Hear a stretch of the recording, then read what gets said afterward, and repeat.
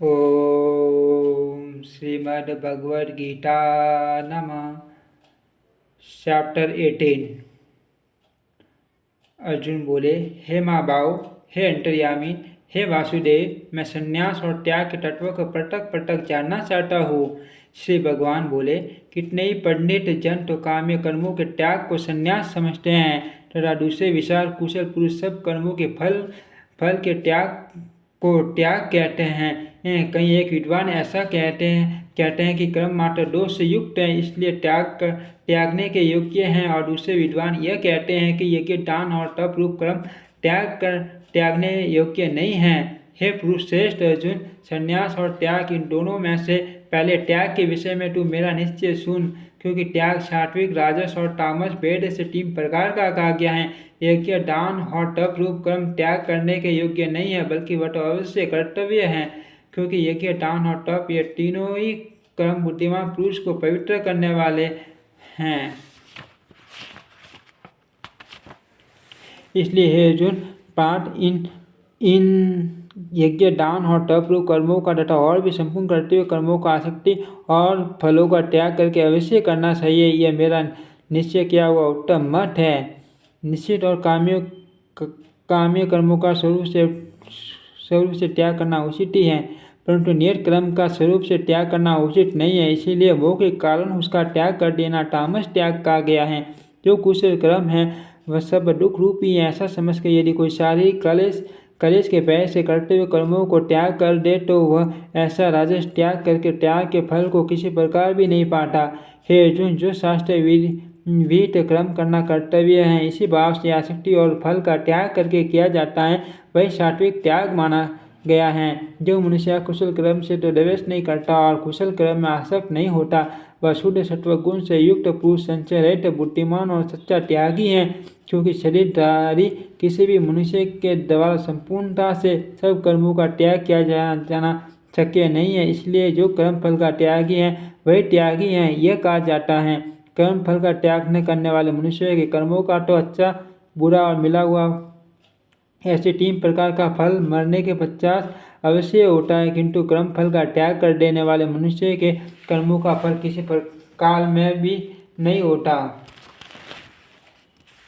हे माँ बाओ, संपूर्ण कर्मों की सिद्धि के ये 5 हेतु कर्मों का अंत करने के लिए उपाय बतलाने वाले सांख्य शास्त्र में कहे गए हैं, उनको तू मुझसे भली भांति जान। इस विषय में अर्थात कर्मों की सिद्धि में अधिष्ठान और कर्ता तथा भिन्न प्रकार के कारण एवं नाना प्रकार की अलग अलग चेष्टाएं और वैसे ही 5वां हेतु देव हैं। मनुष्य मन, वाणी और शरीर से शास्त्र अनुकूल अथवा विपरीत जो कुछ भी कर्म करता है उसके ये 5 कारण हैं। परंतु ऐसा होने पर भी जो मनुष्य अशुद्ध बुद्धि होने के कारण उस विषय में यानी कर्मों को होने में केवल शुद्ध स्वरूप आत्मा को कर्ता समझता है, वह मलिन बुद्धि वाला अज्ञानी यथार्थ नहीं समझता। जिस पुरुष के अंतिम कर्म में करता हो ऐसा भाव नहीं है तथा जिसकी बुद्धि सांसारिक पदार्थों में और कर्मों में लिपायमान नहीं होती, वह पुरुष इन सब लोगों को मारकर भी वास्तव में न तो मारता है और न पाप से बनता है। ज्ञाता और ज्ञान और ज्ञेय ये 3 प्रकार की कर्म प्रेरणा है, और कर्ता, करण तथा क्रिया ये 3 प्रकार की कर्म संग्रह है। गुणों की संख्या करने वाले में शास्त्रों में ज्ञान और कर्म तथा कर्ता के गुणों से भेद 3 प्रकार के गए गए हैं, उनको भी तू मुझसे भली भांति सुन। जिस ज्ञान से मनुष्य पटक पटक सब भूतों में एक अविनाशी परम भाव को विवाक रहित संभाव से ऐसे देखता है, उस ज्ञान को तू सात्विक जान। किंतु जो ज्ञान अर्थात जिस ज्ञान के द्वारा मनुष्य संपूर्ण भूतों में भिन्न प्रकार के नाना भावों को अलग अलग जानता है, उस ज्ञान को तू राजस जान। परंतु जो ज्ञान एक कार्य रूप शरीर में ही संपूर्ण चरस आसक्त है तथा जो बिना युक्ति वाला तात्विक अर्थ से रहित और टूस है, वह तामस कहा गया है। जो कर्म शास्त्र विधि से नियत किया हुआ और कर्तापन के अभिमान से रहित हो तथा फल न चाहने वाले पुरुष द्वारा बिना राग और द्वेष के किया गया हो, वह सात्विक कहा जाता है। परंतु जो कर्म बहुत परिश्रम से युक्त होता है तथा भोगों की साने वाले पुरुष द्वारा या अहंकार युक्त पुरुष द्वारा किया जाता है, वह कर्म राजस कहा गया है। जो कर्म परिणाम, हानि, हिंसा और सामर्थ्य को न विचार कर केवल अज्ञान से आरंभ किया जाता है, वह तामस कहा जाता है। जो कर्ता संग्रहित अहंकार के वचन न बोलने वाला, डैरी और उत्साह से युक्त तथा कार्य के सिद्ध होने और न होने में हर्ष सुखादि विकारों से रहित है, वह सात्विक कहा जाता है। जो कर्ता आसक्ति से युक्त कर्मों के फल को चाहने वाला और लोभी है तथा दूसरे को कष्ट देने के स्वभाव वाला असुदाचारी और हर्ष सुख से लिप्त है, वह राजस कहा गया है। जो कर्ता युक्त शिक्षा से रहित घमंडी ढूंढ और दूसरों की जीविका का नाश करने वाला तथा सुख करने वाला आलसी और दिक्सुक्ति है, वह तामस कहा जाता है। हे धनंजय, हब तू बुद्धि का और धरती का भी कोने के अनुसार 3 प्रकार का भेद मेरे द्वारा संपूर्णता से विभाग पूर्वक कहा जाने वाला सुन। हे पार्थ, जो बुद्धि प्रवृत्ति मार्ग और निवृत्ति मार्ग को, कर्तव्य और अकर्तव्य को, भय और अभय को तथा बंधन और मोक्ष को यथार्थ जानते हैं, वह बुद्धि सात्विक ही है। हे पार्थ, मनुष्य जिस बुद्धि के द्वारा धर्म और अधर्म को तथा कर्तव्य और अकर्तव्य को भी यथार्थ नहीं जानता, वह बुद्धि राजसी है। हे अर्जुन, जो तमोगुण से गिरी हुई बुद्धि अधर्म को भी यह धर्म ऐसा मान लेती है, अर्थात इसी प्रकार अन्य संपूर्ण पदार्थों को भी विपरीत मान लेते हैं, वह बुद्धि तामसी है। हे पार्थ, जिस अवयवी शारीरिक धारण शक्ति से मनुष्य ध्यान योग के द्वारा परम मन प्राण और इंद्रियों की क्रियाओं को धारण करता है, वह धरती सात्विक ही है। परंतु हे पुत्र अर्जुन, फल की इच्छा वाला मनुष्य जिस धारण शक्ति के द्वारा अत्यंत आसक्ति से धर्म अर्थ और काम को धारण करता है, वह धारण शक्ति राजसी है। हे पार्थ, दुष्ट बुद्धि वाला मनुष्य जिस धारण शक्ति के द्वारा निंदा भय चिंता और दुख को तथा उन्मत्तता को भी नहीं छोड़ता, अर्थात धारण किए रहता है, वह धारण शक्ति तामसी है। हे भरत श्रेष्ठ, अब 3 प्रकार के सुख को भी तो मुझसे सुन। जिस सुख में साधक मनुष्य भजन ध्यान और शिवादि के अभ्यास से रमन करता है और जिससे दुखों के अंत को प्राप्त हो जाता है, जो ऐसा सुख है वह आरंभ काल में यद्यपि विषय के तुल्य प्रतीत होता है, परंतु परिणाम में अमृत के तुल्य है। इसलिए वह परमात्मक विषय बुद्धि के प्रसाद से उत्पन्न होने वाले सुख सात्विक कहा गया है। जो सुख विषय और इंद्रियों के सहयोग से होता है, वह पहले भोग काल में अमृत के तुल्य प्रतीत होने पर भी परिणाम में विष के तुल्य है, इसलिए वह सुख राजस कहा गया है। जो सुख भोग काल में तथा परिणाम में भी आत्मा को मोहित करने वाला, वह निंदा आलस्य और प्रमाद से उत्पन्न सुख तामस कहा गया है। पृथ्वी या आकाश में अथवा देवताओं में तथा इनके सिवा और कहीं भी ऐसा कोई भी सत्व नहीं जो प्रकृति से उत्पन्न इन तीनों गुणों से रहित हो।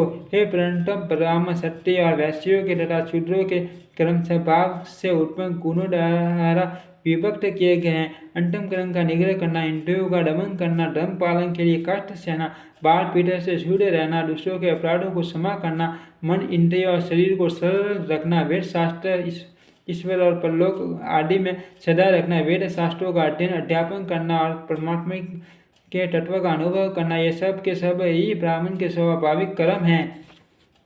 शूरवीरता, तेज, धैर्य, शत्रुता और युद्ध में न भागना, दान देना और स्वामी भाव, ये सब के सब ही सत्य के स्वाभाविक कर्म हैं। खेती गोपालन और क्रय विक्रय रूप छठे व्यवहार, ये वैश्य के स्वाभाविक कर्म है तथा सब वर्णों की सेवा करना शूद्र का भी स्वाभाविक कर्म है। अपने अपने स्वाभाविक कर्मों में तत्परता से लगा हुआ मनुष्य प्रगट प्राप्ति रूप परम सिद्धि को प्राप्त हो जाता है। अपने स्वाभाविक कर्म में लगा हुआ मनुष्य जिस प्रकार से कर्म करके परम सिद्धि को प्राप्त होता है, उस विधि को तू सुन। जिससे परमेश्वर से संपूर्ण प्राणियों की उत्पत्ति हुई है और जिससे ये समस्त जगत व्याप्त है, उस परमेश्वर की अपने स्वाभाविक कर्मों द्वारा पूजा करके मनुष्य परम सिद्धि को प्राप्त हो जाता है। अच्छी प्रकार आश्रय किए हुए दूसरे के धर्म से गुण रहित भी अपना धर्म श्रेष्ठ है, क्योंकि स्वभाव से नियत किए हुए सर्व धर्म रूप कर्म को करता हुआ मनुष्य पाप को नहीं प्राप्त होता।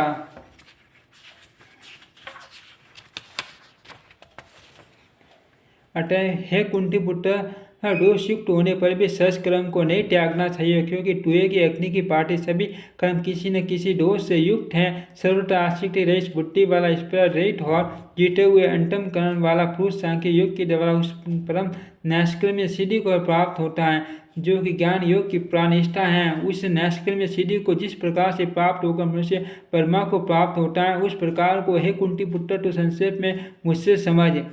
विशुद्ध बुद्धि से युक्त तथा हल्का सात्विक और नियमित भोजन करने वाला, शब्दादि विषयों का त्याग करके एकांत और शुद्ध तेज का सेवन करने वाला, सात्विक धारण शक्ति के द्वारा अंतम करण और इंद्रियों का संयम करके मन, वाणी और शरीर को वश में रख लेने वाला राग द्वेषों को सबटा नष्ट करके भली बाटी ढूंढ वैराग्य का आश्रय लेने वाला तथा अहंकार, बल, घमंड, काम, क्रोध और प्रियग्रह का त्याग करके निरंतर ध्यान योग के प्रायण रहने वाला ममता रहित और शांति युक्त पुरुष सच्चिदानंद घन ब्रह्मा में एक ही अभिन्न भाव से स्थित होकर होने का पात्र होता है। फिर वह सच्चिदानंद घन ब्रह्मा में एक ही भाव से स्थित प्रसन्न मन वाला योगी न तो किसी के लिए शोक करता है और न किसी की आकांक्षा ही करता है। ऐसा समस्त प्राणियों में समभाव वाला योगी मेरी भक्ति को प्राप्त हो जाता है। उस भक्ति के द्वारा वह मुझ परमात्मा को मैं जो हूँ और जितना हूँ ठीक वैसा का वैसा तत्व से जान लेता है तथा उस भक्ति से मुझको तत्व से जान कर तत्काल ही मुझ में प्रविष्ट हो जाता है। मेरे प्रायण हुआ कर्म योगी तो संपूर्ण कर्मों को सदा करता हुआ भी मेरी कृपा से सनातन अविनाशी परम पद को प्राप्त हो जाता है। सब कर्मों को मन से मुझ में अर्पण करके तथा समबुद्धि रूप योग को अवलंबन करके मेरे प्रायण और निरंतर मुझ में सिद्ध वाला हो। उपयुक्त प्रकार से मुझ में सिद्ध वाला होकर तू मेरी कृपा से समस्त संकटों को अनायास ही पार कर जाएगा और यदि अहंकार के कारण मेरे वचनों को न सुनेगा तो नष्ट हो जाएगा, अर्थात परमार्थ से भ्रष्ट हो जाएगा। जो तू अहंकार का आश्रय लेकर यह मान रहा है कि मैं युद्ध नहीं करूंगा तो तेरा यह निश्चय मिथ्या है, क्योंकि तेरा स्वभाव तुझे जबरदस्ती युद्ध में लगा देगा। हे कुंती पुत्र, जिस कर्म को तू मोह के कारण करना नहीं चाहता उसको भी अपने पूर्वकृत स्वाभाविक कर्म से बंधा हुआ परवश होकर करेगा। हे अर्जुन, शरीर रूप यंत्र में आरूढ़ हुए संपूर्ण प्राणियों को अंतर्यामी परमेश्वर अपनी माया से उनके कर्मों के अनुसार भ्रमण कराता हुआ सब प्राणियों के हृदय में स्थित है। हे भारत, तू सब प्रकार से उस परमेश्वर की शरण में जा।